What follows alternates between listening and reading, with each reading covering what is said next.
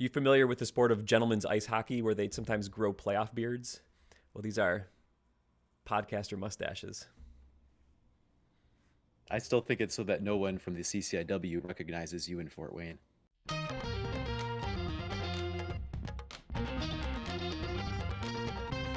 Welcome to the D3 Datacast for a special week. We've reached the end of the regular season. Conference tournament week is here.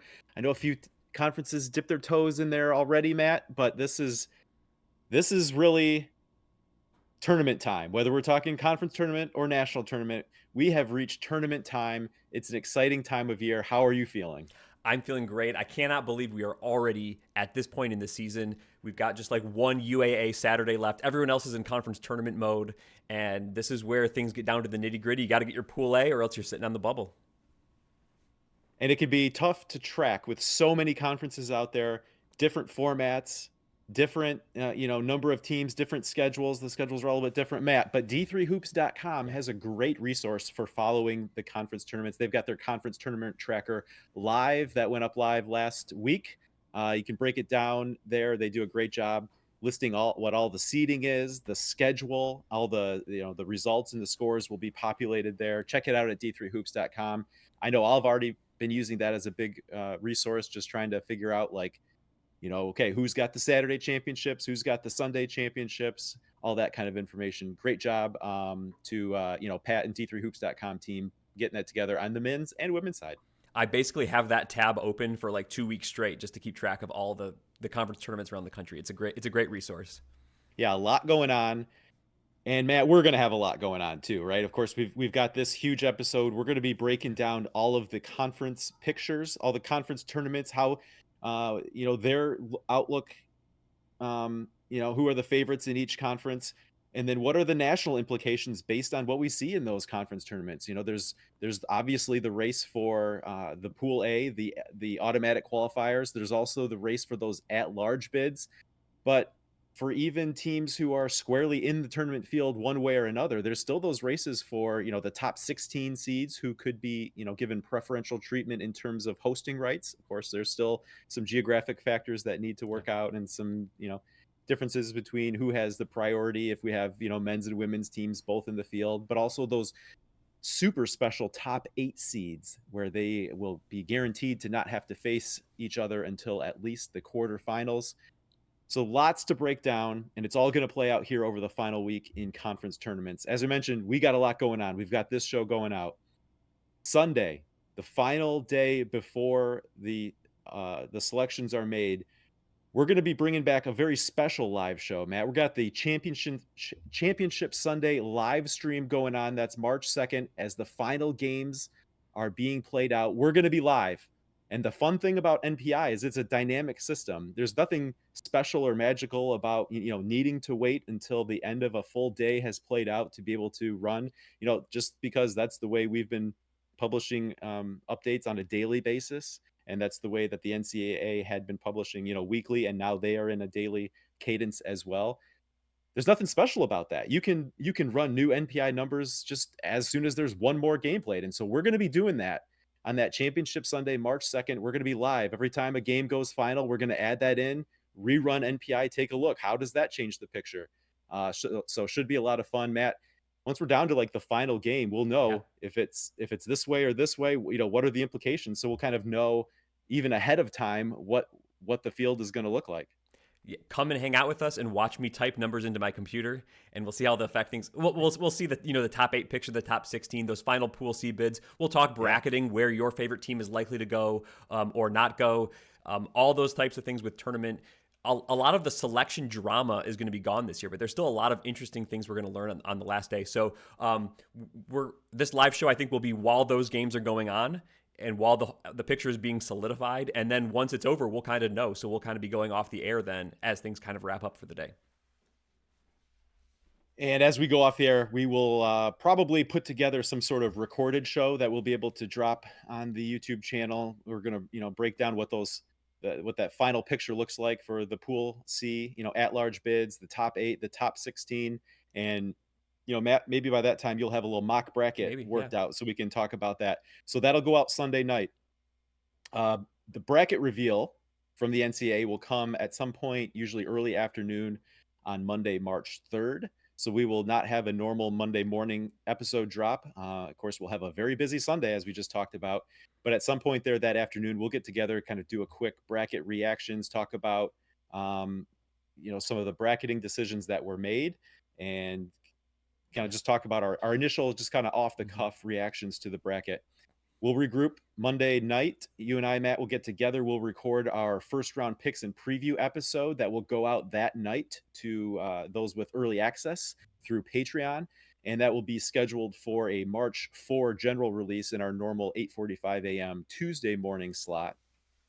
We'll regroup again, Matt. We'll record another episode Tuesday at some point. We'll zoom out from the first round picture, look at the overall bracket odds, right? We'll fire up the D3 Datacast computer to see like who are the favorites to get to that Sweet 16, to advance to the Final Four. Who's the computer liking in terms of like the favorites to win it all?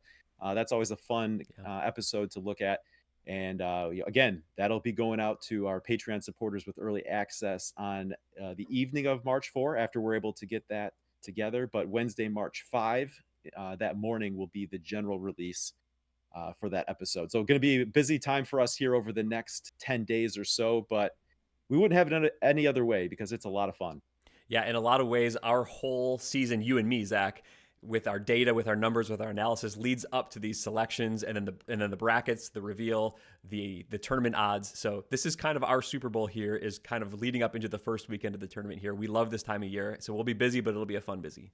Well, we got I think a mini glimpse of what probably next weekend is going to be like this weekend, Matt. We had the situation play out in the CCS where there was a tie there at the top, and I know the CCS uses NPI as a tiebreaker. Because Belhaven and Maryville had only lost to each other. Everything else in conference play was the same. It got to the point where the conference tiebreaker is NPI. And so, I know that there were a lot of interested parties within the conference, both at the top there. And then there were some other scenarios at play that maybe didn't come to fruition, but, further down for seeding in the CCS that I know there are a lot of eyes. They were always looking at those updates and wondering what was going on. Yeah. So, that's going to be the case on a national basis as those numbers are being updated, and a lot of people keeping an eye on that Pool C cut line, wondering who still has a chance, and maybe who's locking in those final opportunities to get into the national picture. All right, so the exciting thing is we're getting very close to the time where we can answer that question, who's number one, based on a big fancy tournament that plays out. But for the time being, there are still some top 25 polls to be released. Matt, correct me if I'm wrong, but I think we've got this week's poll, and then there will be a poll at the end of conference tournament play heading into the tournament. Yep. And then it will just be the final poll after we have crowned a national champion, right? I think that's how it is. Yeah, going into the tournament is one more. So we'll have this week, next week, and then we'll have the whole tournament play out, and then we'll have the final vote. So I think that's how it typically goes. So Zach, let me take you through my ballot for this week, if that's where we're going next. Pretty similar up at the top. I'm gonna read top down this week. I think we went backwards one week, but I'm gonna go top down again. I will read it for the audio only listeners. Feel free to read along at home though if you're watching the video.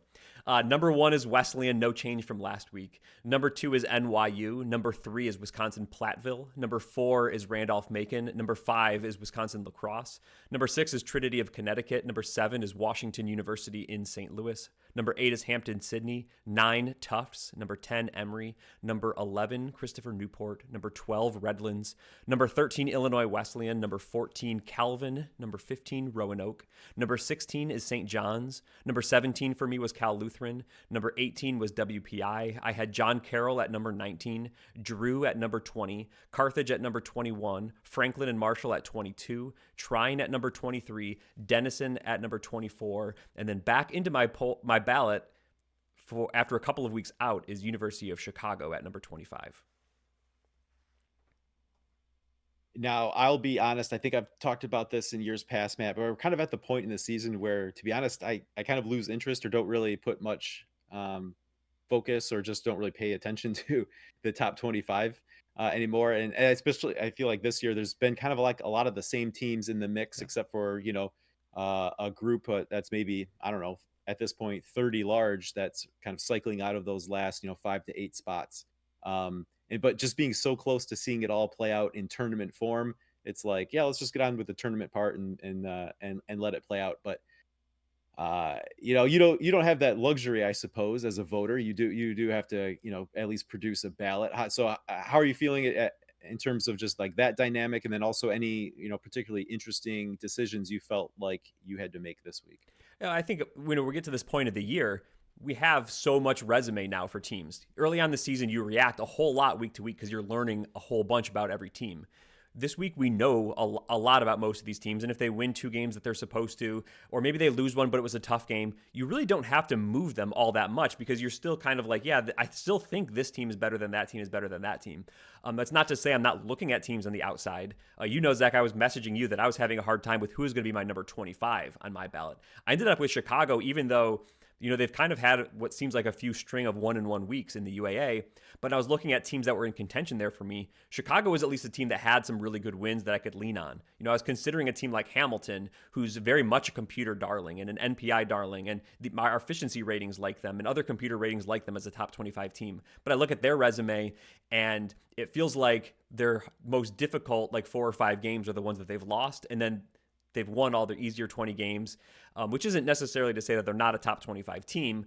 But when me as a human voter, I wanted to lean on something that felt a little bit more tangible, and that's why I ended up with Chicago. But there's still a bunch of other teams in that mix, another solid maybe 5 teams that you could go and pick at number 25. I was thinking about, like I said, Hamilton and Wisconsin Lutheran and Gustavus Adolphus, who I've had in, and St. Thomas, Texas, who had a big win against Trinity this weekend, who I've had kind of in that just in or just out kind of range. So a bunch of other teams in there as well. So yeah, I definitely do still have to pay attention to it. I think there's still a lot of interesting things, but you're right. We're kind of into who's in, who's out tournament mode. So we're not necessarily worrying about who's the top 25 necessarily. It's more shifted towards, well, who do you think is going to get into the tournament? So I definitely understand that as well.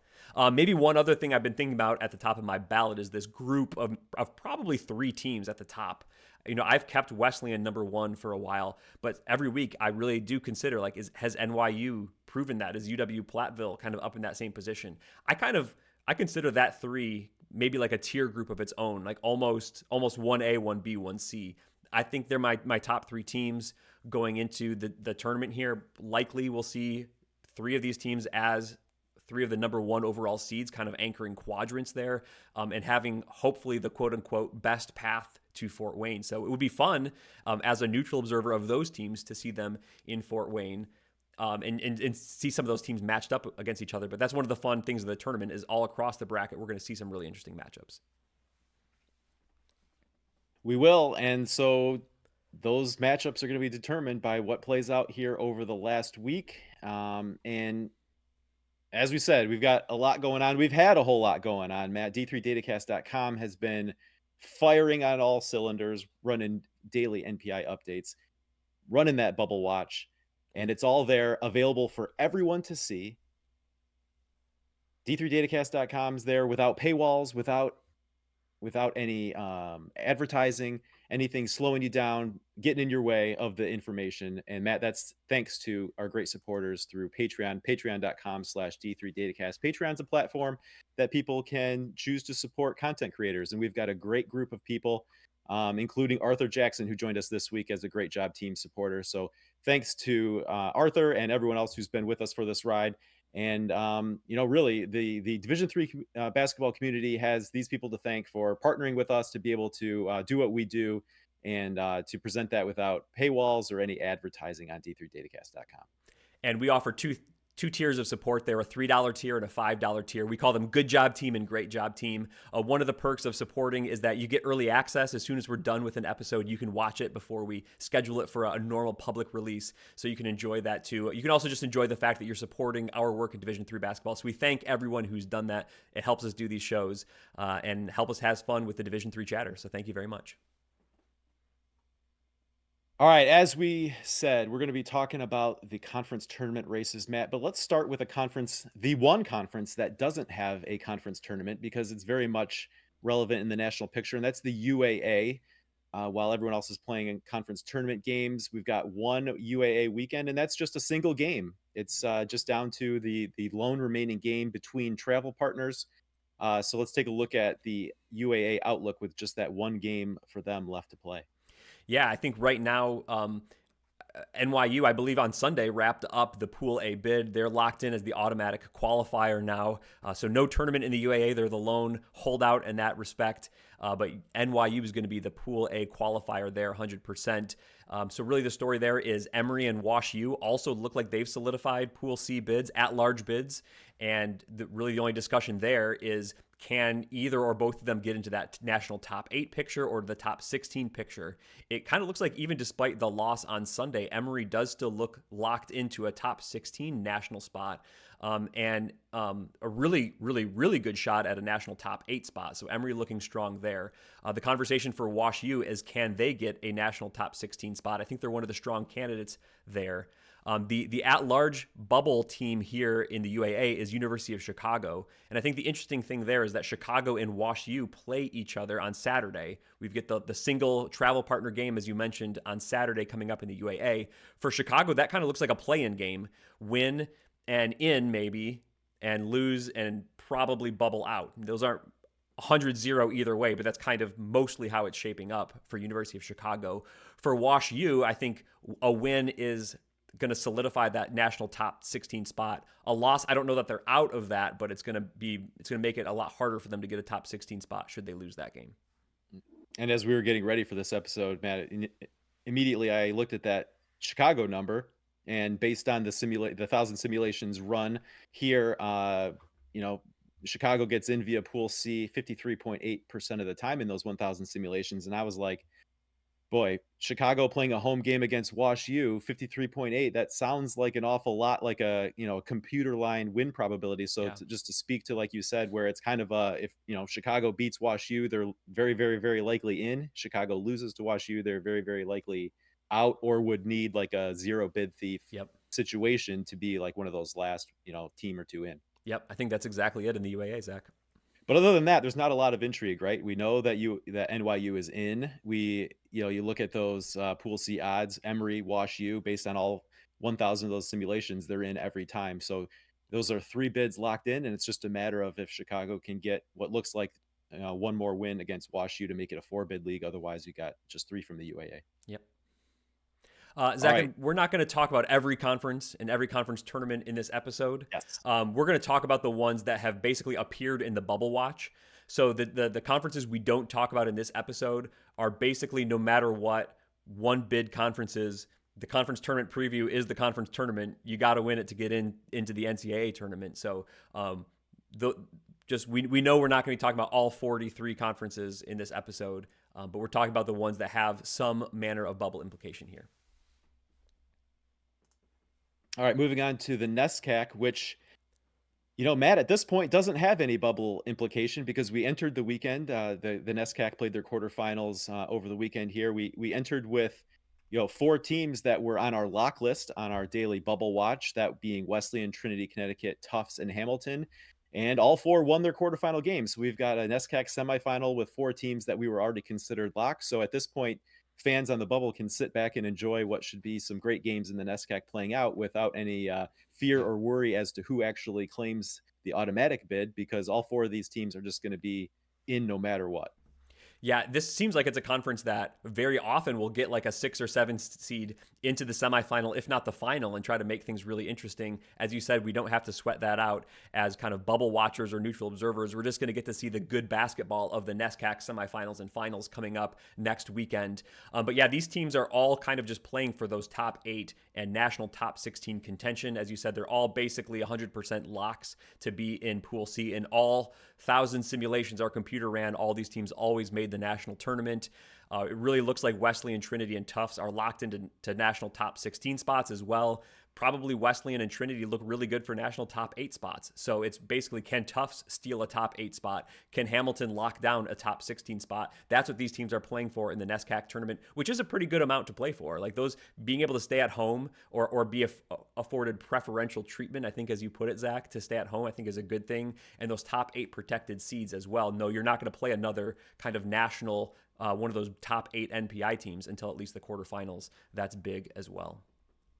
And just looking at what the computer pegs as the Pool A odds for Tufts at 14.8%, but national top 8 odds at 32.1% odds. So I think if Tufts makes a run to win the NESCAC conference tournament, then you would expect that they certainly Yeah. would be in that top 8 picture. And it looks like Wesleyan and Trinity may be pretty well locked into that as well.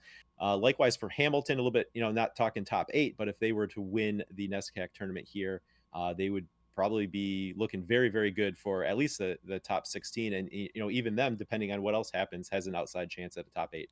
Yeah, for Hamilton, it might be even just win the semifinal, and you're kind of a top 16 team with the others as well. So probably lots of NESCAC hosts as we look forward to the national tournament. Well, of course, a Hamilton semifinal win means knocking off Wesleyan, which no one has been able to do as of yet. But that would be quite a resume builder there. So exactly. All right, on to the WIAC, Matt, where Platteville and La Crosse have really separated themselves. Both of them are locked into the tournament no matter what happens here based on our 1,000 computer simulations, both locked into top 16 seeds. In the case of Platteville, locked into likely a top 8 seed. La Crosse, if they were able to make a run here, they would, solidify themselves as one of those top 8 protected seeds and probably has some wiggle room to falter and still end up there. So surely 2 bids here, Matt. You got to leave open the possibility that someone else makes a run, maybe a Stevens Point, and makes the WIAC a 3-bid league, which would knock someone off the bubble. But for bubble watchers, as long as one of Platteville or La Crosse was to win the WIAC tournament here, no harm, no foul. Yeah, and maybe the one interesting thing here is it's Eau Claire, that's the 3 seed, and Stevens Point is the 4 seed. But it's Stevens Point that has the little bit of life for the Pool C odds. They probably need at least a run to the finals to be Pool C viable, and then they're probably hoping for not too many upsets nationally. But Stevens Point does have some viability there for Pool C. But yeah, you're right. Anyone else, that's a bid thief scenario out of the WIAC. All right, let's go on to the Odac. Has been a really good conference to watch the last couple of years. A lot of quality there at the top, and once again with Randolph-Macon and Hampton-Sydney. Joined this year by Roanoke, Matt, as a Pool C lock should they not win the Odac conference tournament. Once again, Randolph-Macon and Hampton-Sydney looking pretty good. Hampton-Sydney maybe a little bit of work to do to lock down one of those top 8 protected seeds.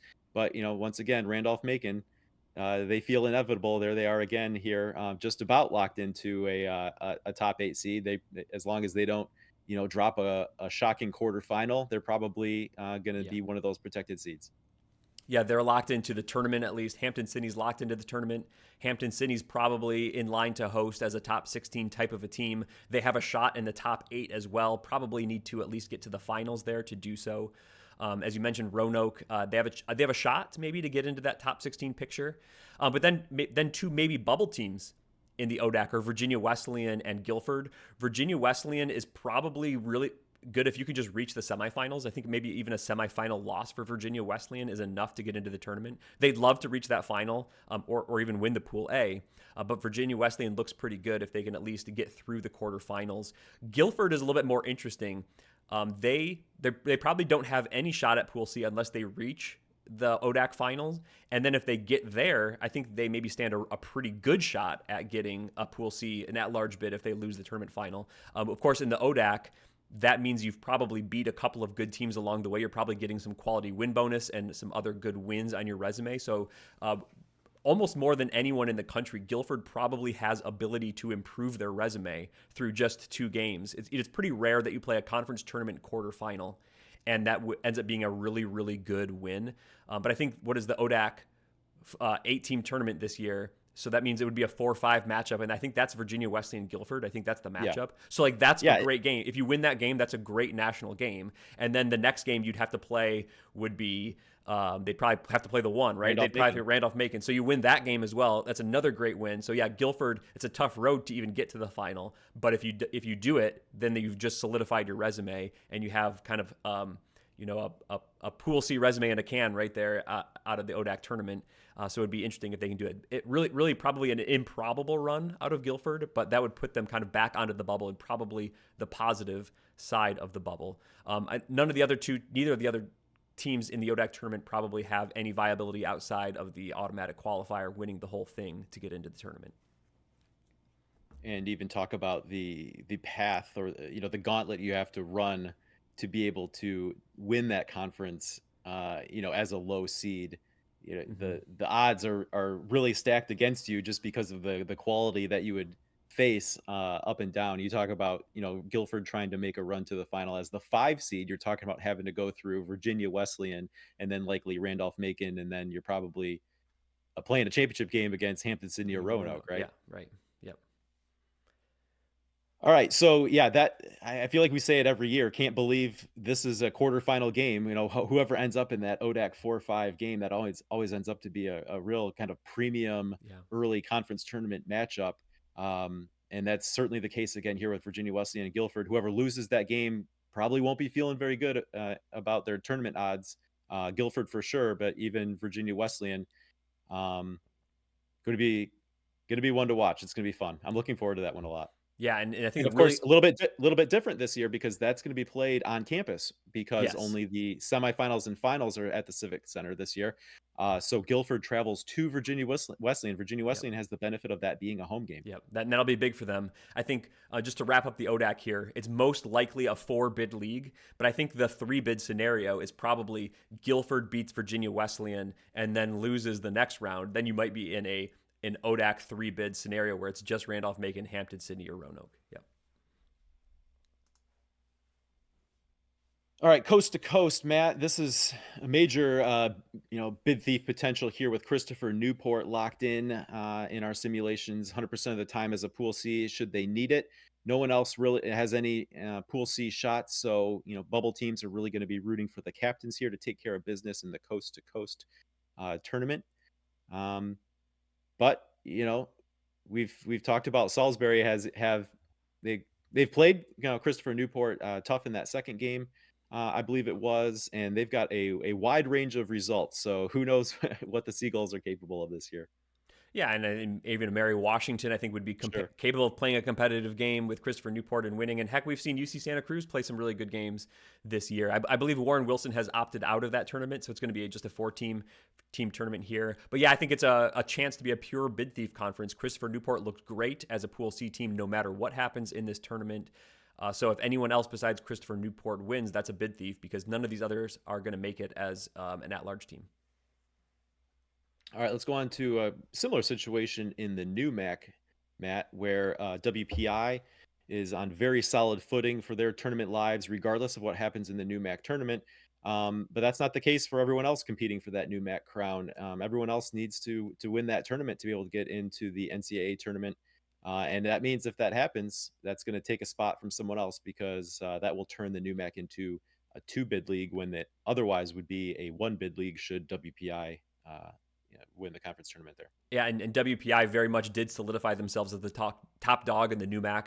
We have seen Babson and Clark capable of maybe winning that type of a game this year, but it's been WPI that's outlasted everyone and been the strong force in the Newmac, and they've done themselves a favor by kind of having 100% Pool C odds at this point. Definitely the strong favorite in the tournament, looking very, very solid for a national top 16, and a good chunk of the time, if they can win this tournament, they maybe are 50-50 or so at that point to get a top 8 protected seed overall. Haven't seen those as common in the simulations, but there may be a team that's in position to claim one of those if the right things go their way. Let's go on to the CCIW. This one I think of pretty similarly to the WIAC, maybe, where you've got 2 teams that are for sure in the tournament, and then you've got a chase group there that is going to need to pull off an upset uh, by winning the whole thing to be able to get in. It's surely a 2-bid league, and should anyone other than Illinois Wesleyan or Carthage win it, then it becomes a 3-bid league, much like the WIAC with Platteville and La Crosse. And we've certainly seen Augustana and North Park and North Central compete and knock off the Illinois Wesleyans and the Carthages of this conference. So not out of the question that one of those teams could win it. But Illinois Wesleyan and Carthage don't need to sweat the bubble. No matter what happens in this tournament, they're both in, I think. They're just playing for seeding to get as highly rated as possible. Also, conference bragging rights are nice as well. But I feel like if either Illinois Wesleyan or Carthage goes on and wins this tournament, they will probably secure one of those national top 16 spots be in line to host. We know that Illinois Wesleyan's men's basketball team won't be able to host because their women's basketball team is so great. And this season being an odd numbered year is a women's basketball first weekend hosting priority year. So they'll have to go on the road, but they would be seeded kind of as a host and get a preferential matchup. So I think that's one of the biggest things that Illinois Wesleyan and Carthage are playing for. Win the tournament, probably get that top 16 spot, get that preferential seeding. And like you said, anyone else winning it besides those two, that's a bid thief scenario where it's going to knock someone else around the country off the bubble. But it at least gives bubble teams that or scenario, where as long as it's Illinois Wesleyan or Carthage, yep, they're going to be okay. All right, let's go to the Landmark. Another one of those kind of two-bid leagues where we got Drew at the top. Drew is looking like a Pool C lock should they falter in the Landmark tournament. Catholic, maybe needs to get to that final to feel a little bit more secure, Matt. But they're, as we've put together the bubble watch, they haven't been in that lock or near lock list, but they've been in that solid group, right? That's been a little bit ahead of the bubble teams. But as we see the breakdown here, that Pool C number goes from 68.4% should they lose in the semifinals to 96.3% should they make it to the finals before losing.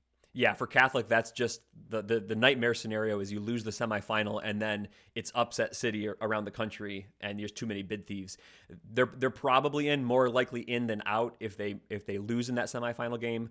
But just to be sure, go ahead and win, reach the finals at the very least, and then you're probably one of those near lock kind of positions there. Okay, we broke down the NJAC a little bit last week, Matt, and this is shaping up a very similar situation like we talked about the Nescac, where there was 4 teams that were in that lock group for us, and all 4 of them have advanced to the semifinals. So it's historically been a conference tournament maybe where we've seen some funny things happen. That's not going to be the case this year. In part maybe just because they already had 4 teams that were in such good position in terms of the bubble picture as we were running simulations here really over the last several weeks. I mean, I think this picture has been one we've seen coming in the making for quite a while here. But Stockton, Ramapo, Montclair State, and TCNJ are in that lock to near lock. I know TCNJ right now is showing at a 99.9% to Pool C. So I guess there was one simulation out of that 1,000 that TCNJ didn't get in. But Matt, this is pretty much a lock for the 4 NJAC teams, and no chance of a bid thief of a 5th team stepping in there now that those 4 are the final 4. And it's crazy that you have 4 teams from the same conference sitting in almost the exact same position as each other. Across the board, their numbers are very, very similar. It looks like whoever wins the Pool A here, the tournament championship, the automatic qualifier, is going to land one of those national top 16 spots. It's for all intents and purposes a 25% across the board winner's going to take it kind of a scenario. Not exactly that, but it's basically that, right? So all these teams look like they're in no matter what. It's just going to be who goes on to claim that crown and who's going to put themselves in the best spots to not assure themselves of a hosting position, but we know as much as possible those top 16s are going to be in the best position to host should geography and things break their way. And there's a lot of things you can do in the New Jersey area to make geography work. So we even know like we mentioned with Illinois Wesleyan, the NYU men are in the same position. So you're going to need NYU to go somewhere else. They could go to New Jersey, right? And play one of those. So it's actually even a team that doesn't end up in the top 16 from the NJAC could in theory end up hosting like a NYU type of a pod, even as a underseed, right? Sure. Yeah. And currently no NJAC team in the top 16, but given the path that it would take to win the NJAC tournament, they're going to be, a couple resume building games. So while they don't have anyone in the top 16 right now, the expectation is that certainly the NJAC would have a top 16 team. Yeah. Whichever one ends up with by the time they have a chance. Whoever wins that conference tournament will be in this top 16. Yeah, exactly. All right, let's cross the country all the way to the SCIAC. We've got another one of these basically surefire two-bid leagues here with Redlands and Cal-Loo really solidifying their standing over the last several weeks. They've both been playing very, very well. In Redlands with almost a 30% chance to be able to move into that top 16 spot. Certainly not a guarantee should they win the SCIAC conference tournament, but good enough where should they be able to do that, they're gonna have a chance depending on what the rest of the picture's like around them. Yeah, and we know that Region 10, the island regions, Southern California, Texas, those kind of teams, we probably need a geographical host anywhere or anyway. So the winner of this conference will probably put themselves in the best position to do that, especially if it is Redlands. They might even just be in that top 16 group anyway.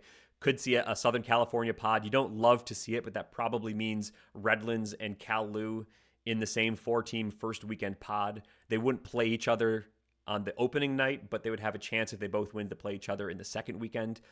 Technically allowed in Division III to bracket that way. They try as much as they can to separate teams, but we know with the geography and the flights, these Region 10 schools end up getting quote-unquote hosed along the way and have to play each other a little bit early. But I think very likely that we see in Southern California, either at Redlands, most likely at Redlands, or maybe potentially at Cal-Loo, we could see a pod there as well. Chance it goes to Texas, but those teams aren't seeded as well as these SCIAC teams are. So I think the winner here has the best shot there. You probably see it hosted once again, as it was last year at Cal-Loo in Southern California. And, last year it was Whitworth flying down there. So again, you probably will see a Northwest champ down there, and probably one of the Texas teams, while the other Texas team, gets sent elsewhere. But lots of time to talk bracketing down the line. All right, let's go to the Northern Athletics. Matt, Wisconsin Lutheran has been, featured heavily for much of the year in the top 25 picture. It stumbled a little bit, but some games that they've won where they maybe haven't looked as impressive as you would think that a team ranked much of the year where they have been in that conference, should be looking in terms of final scores and, needing to come back from a 20-point halftime deficit to Lakeland. But regardless of all that, if Wisconsin Lutheran should stumble in the NACC tournament, they are still considered a Pool C lock, and they've got a shot here if they win the thing to end up a top 16 seed. So hey, bubble picture. If you're a bubble team, you're rooting hard for the Warriors to win the NACC.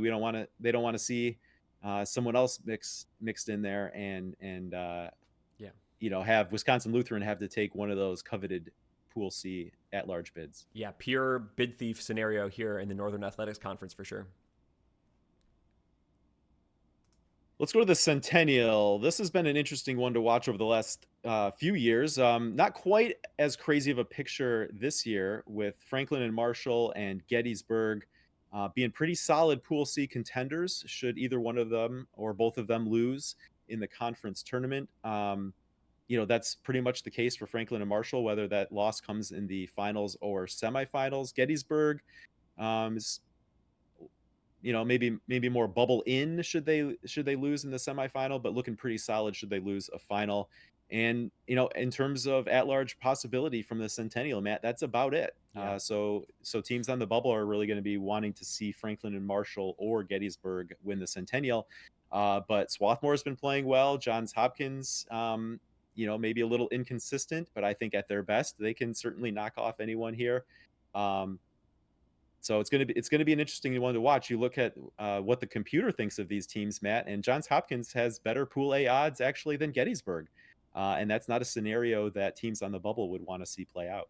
Yeah, it's just an interesting fact. I think Johns Hopkins, I believe, is going to be the 2 seed in this tournament, Gettysburg the 3 seed. But based on the way that NPI is working, Gettysburg has the better potential Pool C resume. We saw that a little bit in the WIAC with Stevens Point being below Eau Claire in that conference, but they have a little bit of a better Pool C odds chances.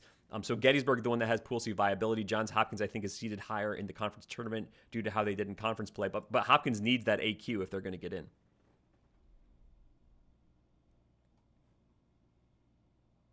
Okay, Matt, at the NCAC, it looked like might be a pretty solid two-bid league earlier in this season. Then Worcester's dealt with some injuries. They fell back a bit here. Denison still locked into a Pool C spot. 99.3% of the time they needed one in the computer simulations here. But I tell you what, I think this is maybe one that bubble teams are going to be most nervous about. And Denison's looked a Yeah. little vulnerable, maybe.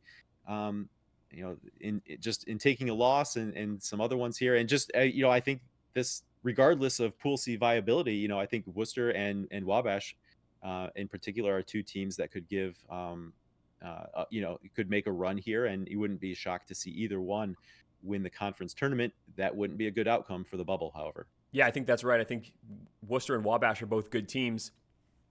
We have seen teams like that. I think Worcester just beat Denison like a week ago, right? So definitely a game that we could see Denison losing. It would be a bid thief scenario because as Denison's locked in, neither Worcester or Wabash are even on the bubble at this point. So an interesting thing to watch for teams on the bubble is what happens in the NCAC. Zach, I think also Denison maybe has the distinction as like the highest rated team or the highest projected team, who was also never projected quite into the top 16. So even if they do go on to win the NCAC, they're probably going to be on the road. They're probably not going to have an opportunity to host games unless maybe they host a Randolph-Macon pod for geographical purposes, but they wouldn't do it as kind of a top 16 overall seed type of a team. Let's talk MIAC. This has been one that's looked like a 1 bid league, then a 2 bid league, and now here we are coming into the conference tournament, and it's like a 1.5 bid league, right? St. John's has been very strong throughout the year. Gustavus Adolphus has really come on, had a good year, and then really kind of vaulted themselves into Pool C contention by beating St. John's, and then took a step back after losing to Carleton. So we'll see what happens here, Matt. I think that probably, if you're a bubble fan, you're hoping for a St. John's win here, and maybe have to take your luck with how the NPI numbers come out with Gustavus Adolphus. Yeah, and I think St. John's is basically a lock if they reach the finals there. Gustavus looks strong if they reach the finals, and probably out if they reach the semifinals. So they're one of those, maybe probably ins if they can get past the semifinal, probably outs if they stumble in the semifinal. So that's a little bit more of a true bubble team depending on how they play out there. But yeah, no one else in the conference. So could be 2 bid league. Sorry, could be 1 bid league. And I think you're right. It looks almost exactly like a 1.5 bid league at this point right here. All right, Matt. MIAA Calvin has needed to walk a very fine line here since their 1-6 start to be able to get themselves into any sort of contention for an at-large bid should they need one. But they've walked it so far. Reeling off 18 straight wins, 17 D3 wins in that time, and they've worked themselves to like a bubble in status.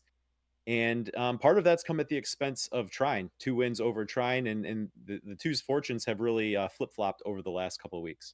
Yeah, the MIAA picture is like the MIAC slide we just looked at, but a little bit bubblier. I think the Calvin resume is really close to the Gustavus resume right now, where if they reach the finals, then they're kind of like a probably in. If they lose in the semifinals, it's a most likely out scenario. So Calvin has at least one more big game as far as the bubble is concerned to get past in that semifinal.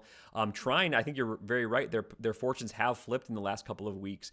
They certainly need to reach the finals to have a chance at an at-large bid. Only about 5% of the time that they lose in the semifinals did they end up in Pool C. So they'd be like a no upsets anywhere kind of a scenario. But even if they lose the championship game in the MIAA, we're only talking about a 31% of the time in these simulations that they reached the NCAA tournament. So Trine's probably thinking Pool A. Calvin's probably not loving their position. They're probably thinking Pool A as well. If the MIAC was a 1.5 bid plus league, I think the MIAA is a 1.5 bid minus league. Yeah, it's looking like the MIAA's fortunes in terms of getting an at-large are going to come down to how much carnage there is on the bubble. Oh, yeah. How many upsets are there that knock some of those teams that should have been winning their automatic bids are getting knocked into at large territory. If we're talking about a 5, 6, 7, I think in some of the simulations, right, Matt, there were 8 bid thieves. Yep. That's where it's going to be tough. But if we're talking low number, that's when we probably are going to be able to see a second MIAA get in. Yep.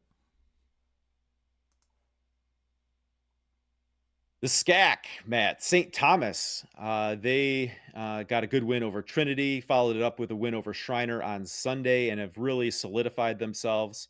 Uh, and there's a path now for the SCAC to be a two-bid league if St. Thomas was to get upset. This is one that probably is l- pretty close to a pure bid thief league, although even Trinity, Texas showing up there in 3.7% of the simulations that they need a Pool C bid, they get one. But I tell you what, that's probably like a zero bid Yeah. thief scenario where they lose a final. They become their own. I don't know. What do you think? Like there's no bid Yeah, thieves, that's why they're in. So it's not a bid thief because we haven't really had any bid thieves, right? right. That's the scenario. But yeah, St. Thomas I think did a lot of work this weekend with those two wins. They beat Trinity, they beat Shriner. Shriner had them on the ropes. Shriner had a lead with under 5 to go. That game was tied with like 20 seconds left. So if St. Thomas had lost that game, they would be sitting here with kind of like Calvin and Gustavus really on the bubble, wanting to probably at least get to their tournament final to have a shot to get in. They win those games, so they already have those wins banked. I think St. Thomas is basically a lock at this point, yes. Let's go to the OAC where John Carroll's done a lot of great work, kind of like Calvin, where they were very bubblish, bubble out, probably out, and they've been able to put together a really nice stretch here where they're now getting a Pool C bid 71.4% of the time in our latest simulations when they need one. Starting to get more towards that solid category, kind of bubble in where they could survive kind of a moderate bid thief environment should they fail to win the OAC tournament. But Matt, they're playing great right now.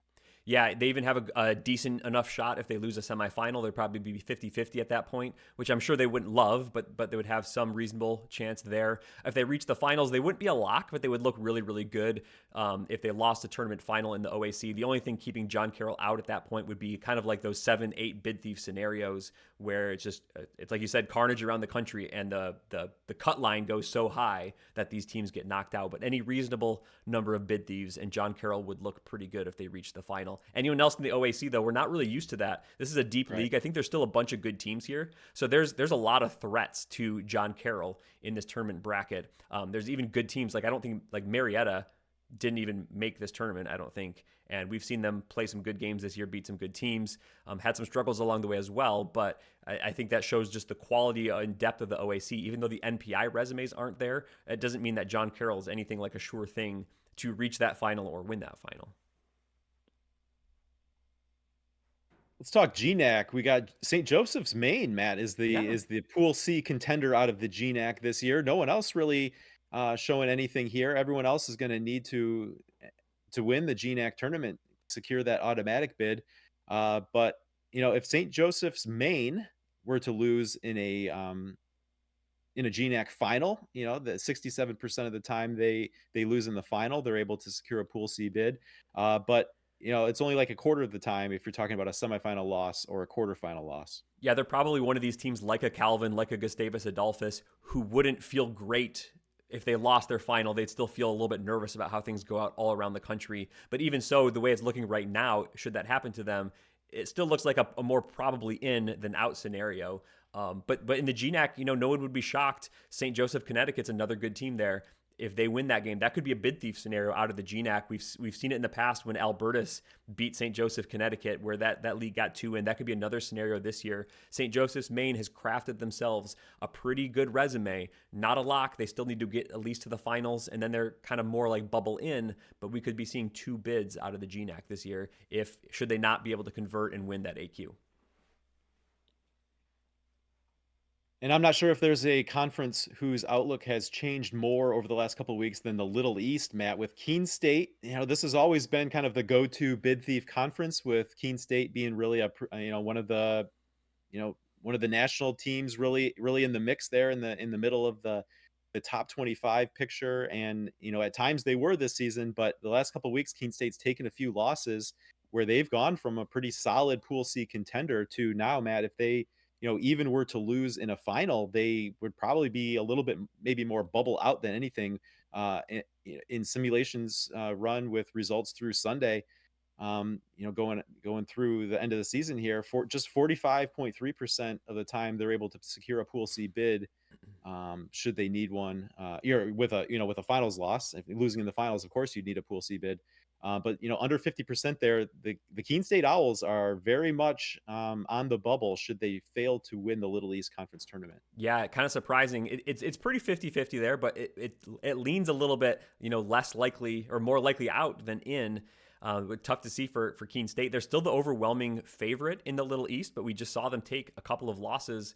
I don't know if it was exactly consecutive weeks or 2 out of 3 weeks or something like that. But yeah, they've seen a little bit vulnerable there.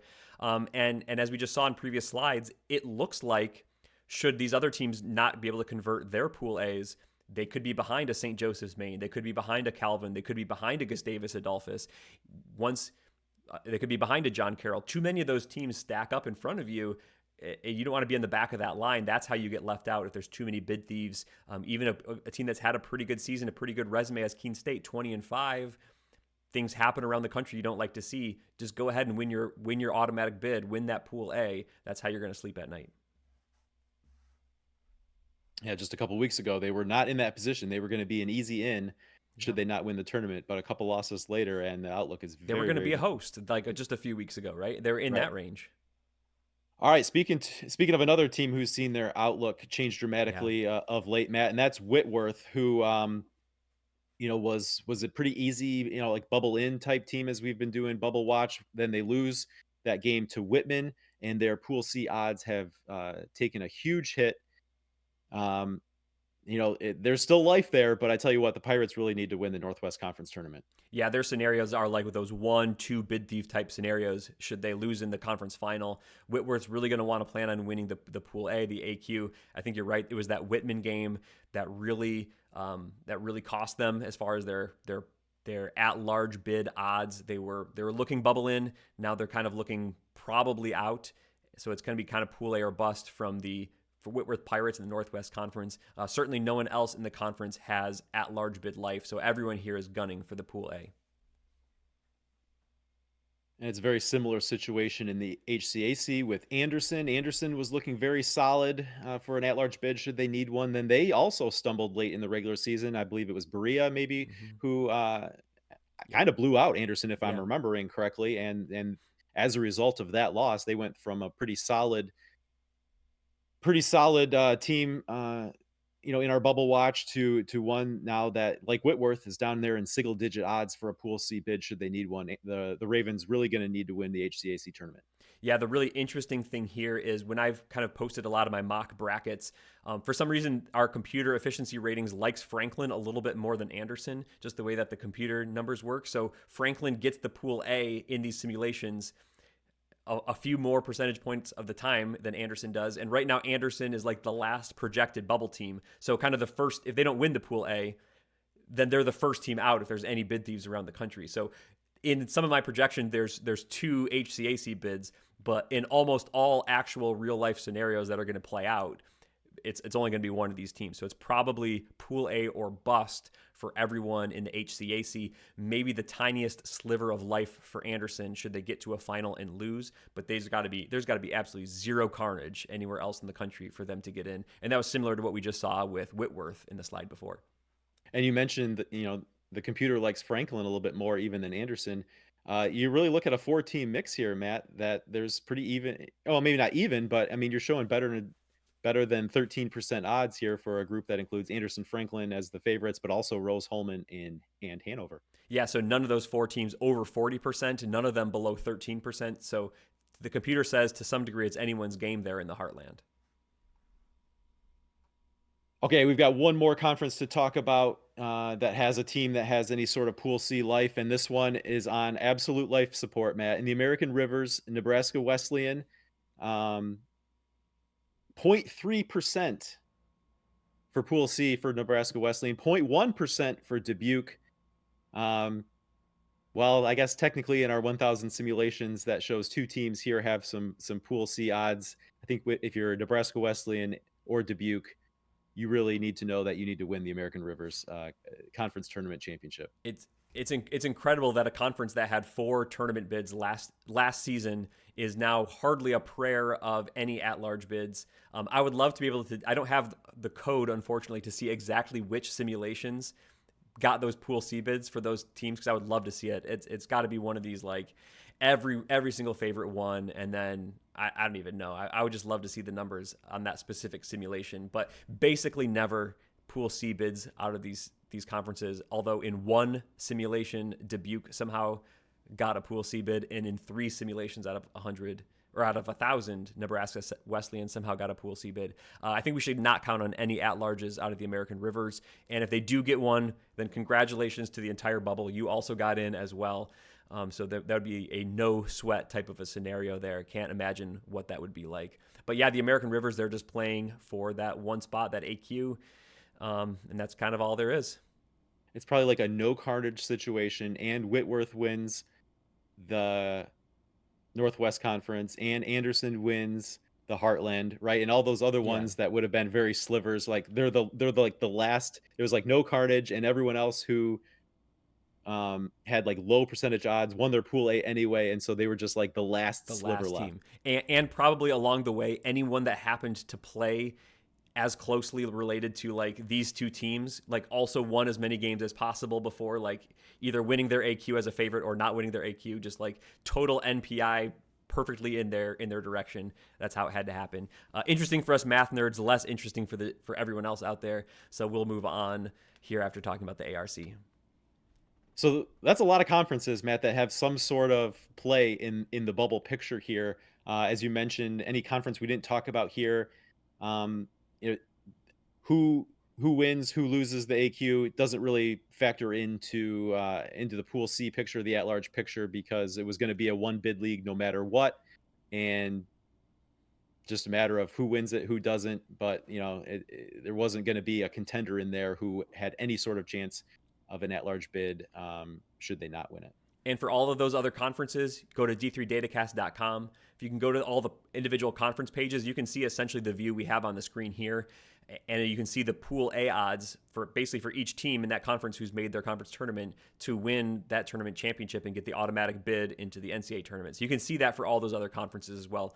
I've tried to get the seeding as good as possible and code it into the system. Some people have pointed out some discrepancies, and I love to be able to get that fixed. So if you happen to see something that looks a little bit weird, I'll try as best as I can to get that fixed for like the next day's run to keep things as accurate as possible. And then at this point, both the current NPI picture, which is in this type of view shown on the left, and then the rest of season simulation shown in the yellow heading on the right. Those will get updated daily. So as more games here this week play out, you can check back on each of those conference pages for the updated picture each morning. Yep. All right, Zach, let's take a look at our picks from last week. We've got an interesting race going on in our season-long picks. So here was our 5 games from last week. It was Hardin-Simmons and Mary Hardin-Baylor. Hardin-Simmons were 3-point road underdogs. They won that game outright by 1 point. Zach, you got that correct. I missed it, so that's a point for you. A big one that we kind of already talked about a little bit out of the CCS, Maryville and Belhaven. Maryville needed the win to pull even with Belhaven in the conference standings. They did, and they won the tiebreaker on NPI, as you mentioned. They were 3-point road underdogs. They won outright by 5. You correctly picked them to cover that computer line, so you got a second point. Our third game was in the Centennial Conference, where Franklin and Marshall was 2-point road favorites at Gettysburg. They won that game outright by 5, so I correctly picked that game and got the point. In the Conference of New England, it was Endicott and Western New England. Western New England were 6.5-point favorites at home. I picked them, and I think I picked them correctly. I don't have a score here, Zach, but did they cover that 6.5? I think they did in that game. Maybe yes, you can look they that did. up while I'm going. Yes, your assistant made a major error in not adding the game there. Okay, all right. So Western New England covers. I get the point there. So we go to 2-2. Western New England won by double digits. Double digits. Okay. And our D3 Datacast game of the week was down in Texas, Trinity, Texas, and St. Thomas. Zach, you and I both picked Trinity to cover the computer line of 4.5 points, but they lost by 12. St. Thomas, Texas really dominated this game start to finish. I think they got out to like a huge lead and just never looked back. So we both missed that one, and that means we both fall to 2 and 3 on the week. That means you don't gain any ground on me, Zach. No, I started great, and then You got the first two. Fortune's flipped. Yeah. Yep. So you are 36-40-4 on the season. I am at 39-37-4. So far I'm just above 500. You're just below 500, but you're hot on my heels with a few weeks left to go because we carry this through the tournament, right? NCAA tournament. We still make our picks. We do. Yeah, So we've got a few weeks to go. We get points all the way through. So it's not over yet. But here's this week's slate. As always, if you would like to play along with us, make your picks in the comment section below. We've got a few people who are loyal watchers who play along with us. We'd love to see those scores added up. They show us how they've been doing all season long. There's only so many games that are slated to go this time of year because a lot of tournaments exist, so we don't know what the matchups are. So we've picked some that already exist. So we'll run down the list here. First, it's Stockton and Ramapo. Ramapo, our computer likes as 3.5-point favorites. Zach, who do you like here in this NJAC battle? Matt, we haven't been doing so great on the picks, so maybe we would do better if we were picking games that don't exist yet. But Yeah, yes, like you said, we gotta pick what's actually on the schedule here. I'm gonna go with Stockton, Matt. Okay. 3.5. Definitely a strong team. We talked about the NJAC, how basically all of them look fairly even, at least by NPI, Zach. I'm just going to go with the home team, cover the 3.5. It's probably dangerous, but I feel like Ramapo, I've liked what they've done the last few weeks, solidifying their seeding. I'm going to go with the Ramapo to cover the 3.5-point line at home. Going down to the AEC, Zach, Gwynedd Mercy and Marymount. This is not a conference that we talked about in this episode, but this could be a very intriguing game here. 3.5-point favorites are the home Marymount side. Zach, what's your pick? I'm going to go with Marymount. They were one of my picks in our conference champion draft. I believe I think they came through for me, but they're in the 2 seed here. But yeah, give me Marymount. Yeah, Zach, I'm going to go with Marymount as well. I don't know. This is my logic. I don't know if it makes sense, but I'm going to explain it to you. Gwynedd Mercy's had a strong season as well this year. I think there's been a few teams up toward the top of the AEC that have been strong. Marymount, though, is a team that's won it, I think, the last couple of years. They've been into the NCAA tournament. I'm just going to go with the more experienced program from that regard, at least in recent history here. I'm going to go with Marymount to win this game and look strong and cover the 3 points in the process. Really big one in the Odac as far as at-large bid odds. We already talked about this one a little bit here, Zach, but it's Guilford at Virginia Wesleyan. A pretty big line, though. It's a 7.5-point line in favor of Virginia Wesleyan, so our computer really likes the Marlins here. But who do you like? I like Guilford in part because of the number and in part because I just feel like Guilford has maybe underachieved a bit this year, and you kind of get to this now or never time. And so we'll see what happens. I guess the team could go either way when you get to that point. But also, a 7.5-point line, like Guilford and Virginia Wesleyan, sometimes Randolph-Macon have a tendency to play this to be like a 50-48 game or something like that, right? So that just makes me think the 7.5 feels even bigger than it might be. Of course, watch this be like a 80-72 final, but I just feel like this is one of those games that has potential to be super low scoring, making that 7.5 number even bigger. Give me the Quakers. I just feel like Virginia Wesleyan's actually one of the hardest teams to predict around the country because they could win by 30 or maybe they won't really lose by 30, but they could lose a game. I don't know. This is a big line, Zach. I think for that reason, I'm just going to go with Guilford.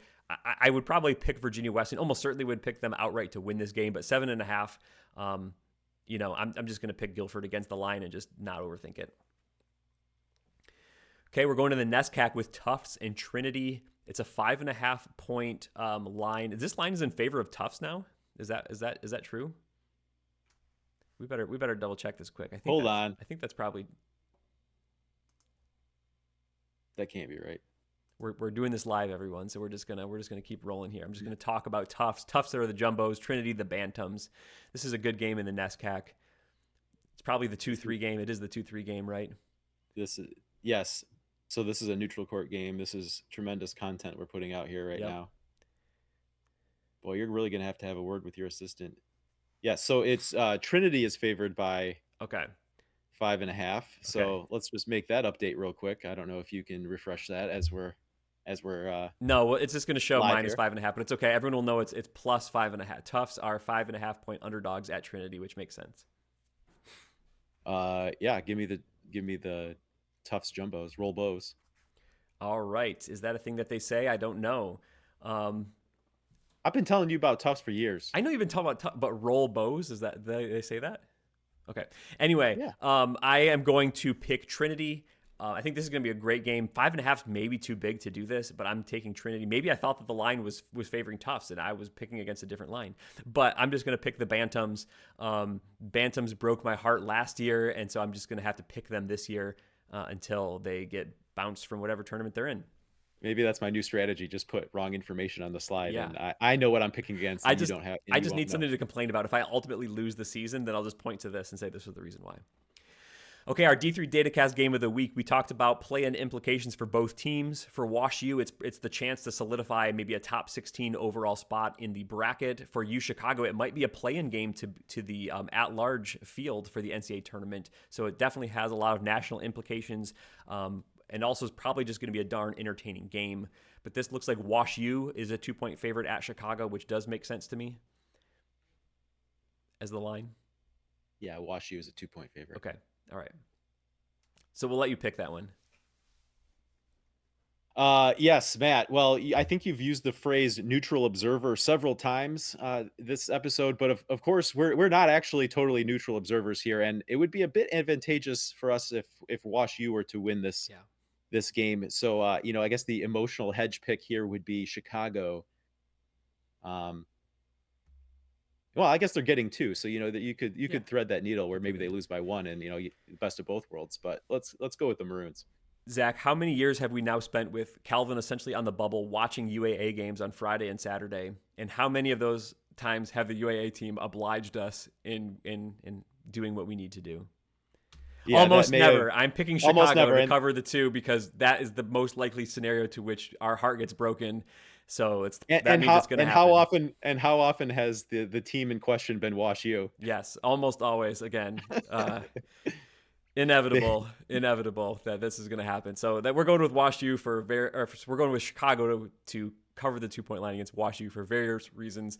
Maybe few of them having to do with the basketball being played on the court, but it's fun nonetheless to talk about. Anyway, that's the picks.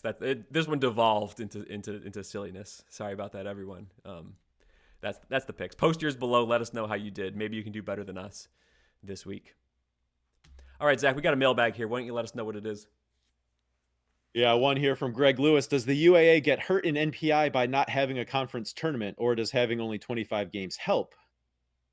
Quality win bonus would seem to apply to most teams in both genders. And I don't know how the numbers are actually coming out here on the men's side. I don't know that actually every game, like I'm sure Case and Rochester on the men's side are probably outside. Most of the teams are quality win bonus though. Yeah.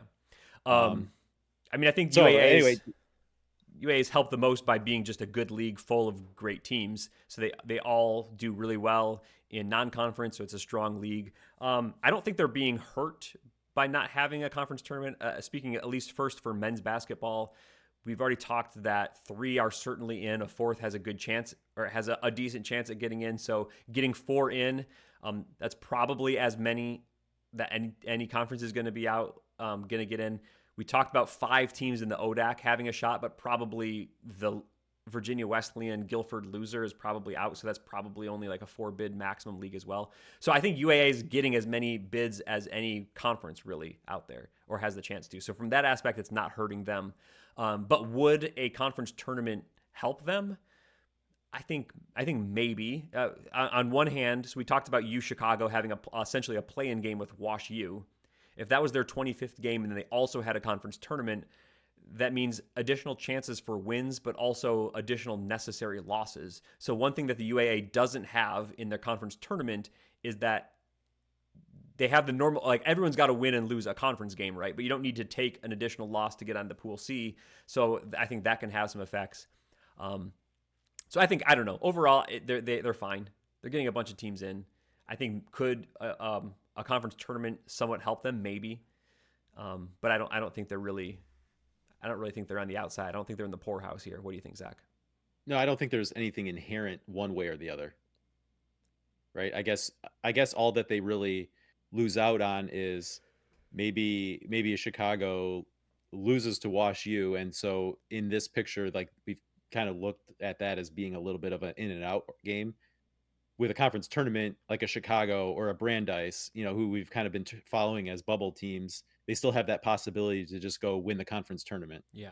But just in terms of general outlook, I mean, we've talked about the Nescac and the NJAC. These are like sure 4-bid leagues that the top 4 are in the semifinals, and it's just gonna play out, right? So I feel like barring like a Brandeis or a Carnegie Mellon having the opportunity to shake up the picture by running through a conference tournament, like the UAA is pretty much the same spot where like the Nescac looks or the NJAC looks, where they've got their Yeah. solid multiple bids, and it's really not going to be shaped necessarily by um, how it plays out in a conference tournament with Yeah. an additional bid or a team uh, everyone needing to take a loss except for whoever the conference tournament champion is, Right. and right. So And those other leagues that you mentioned, the NESCAC, et cetera, they're not going to be in the position to get multiple teams in or to get multiple top 16 or top 8s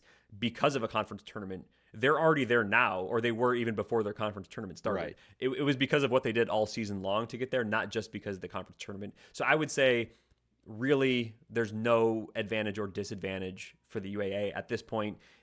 Their advantage is that they're all good and that is a good conference, and they're putting themselves in position by having successful teams of getting multiple teams into the tournament. Yes. And that's it. That wraps up the mailbag. All right. Sounds good. If you have something that you want us to address at the end of our next show, you can leave a mailbag question or comment as a comment on our YouTube episode here, or find us on social media at D3 Datacast, pretty much anywhere that you might use any and all of that social media garbage. And we'd love to address it at the end of our next show. Of course, at the top of the show, I mentioned all we've got going on next week. We will have, what is kind of our normal weekly show will be that one we put together Monday night for Tuesday. But maybe there will be other opportunities to pick up kind of mailbag questions along the way. We'll see. We'll put out that call on social media.